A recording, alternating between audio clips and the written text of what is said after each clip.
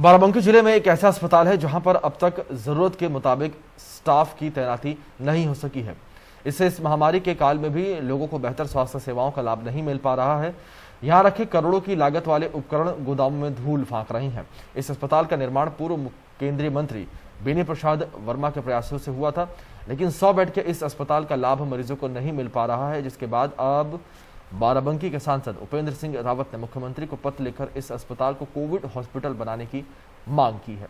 उनका कहना है कि अगर ये कोविड अस्पताल बनता है तो इसे लेकर बाराबंकी ही नहीं बल्कि गोंडा, बहराइच और श्रावस्ती जिले के लोगों को लाभ मिलेगा।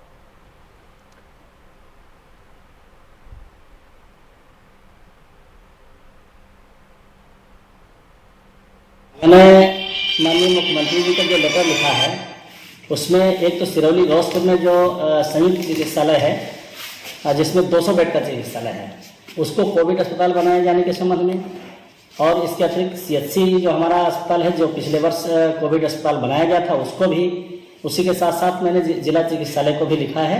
जिला चिकित्सालय, संयुक्त चिकित्सालय सिरौली गौसपुर और CHC सतरेख, इन तीनों को कोविड अस्पताल बना दिया जाए। और पिछले वर्ष इनको बनाया गया था, उससे काफ़ी जनता को फायदा भी मिला था, कोरोना को रोकने में बहुत अच्छी उपलब्धि हासिल हुई थी। इसलिए मैंने लिखा है कि इनको बनाया जाए और मुझे उम्मीद है कि ये जल्दी ही शुरू हो जाएगा। मेरी बात हुई है मुख्यमंत्री कार्यालय से भी और जिलाधिकारी से भी, तो इस पर मुझे लगता है कि स्वीकृति भी बिल्कुल मिलने वाली है, जल्दी शुरू हो जाएगा। शुरू किया जा रहा है। सुविधाएं तो लगभग जब शासन की जैसी नीयत होगी, नीति होगी, उस हिसाब से पूरी व्यवस्थाएं की जाएंगी। क्या क्या फैसिलिटी है यहाँ पे? फिलहाल अभी ऑक्सीजन की व्यवस्था की जा रही है और बेड तो हमारे पास पूरे कंप्लीट हैं। 100 बेड ही कंप्लीट। अच्छा, ऑक्सीजन प्लांट भी आपके यहाँ? ऑक्सीजन प्लांट अभी लगने जा रहा है, हमारे पास ऑक्सीजन सिलेंडर्स हैं। अच्छा, जिससे अभी फिलहाल और जैसे कोई भी पेशेंट आता है यहाँ पे, L2 का पेशेंट आता है, तो उनके लिए क्या सुविधा रहेगी? हमारे पास ये सुविधा होगी कि 90 SpO2 से अगर ऊपर नीचे जाता है उसका SpO2 90 से नीचे, तो उसको यहाँ से रिफर कर देंगे। 1991 में बना है। किसने बनवाया था? ये माननीय बेनी प्रसाद वर्मा के सौजन्य से बना था अस्पताल। अच्छा, अभी जो हमारे सांसद हैं उन्होंने कहा है कि मुख्यमंत्री को एक लेटर लिख के भेजा है कि इसको L2 बनाया जाए और इसमें करीब 200 बेड बनाया जाती है। जी हाँ, L2 के मतलब जितने कोरम पूरा हो चुके हैं यहाँ पे, जो हमें जानकारी हुई है, मशीन यहाँ आ गई है। उसकी साफ सफाई के बाद बहुत जल्द ही वहाँ पे वैक्सीन व्यवस्था। तो इसी बीच हमारे सहयोगी हरिराम शुक्ला हमारे साथ जुड़ गए हैं, उनका रुख कर लेते हैं।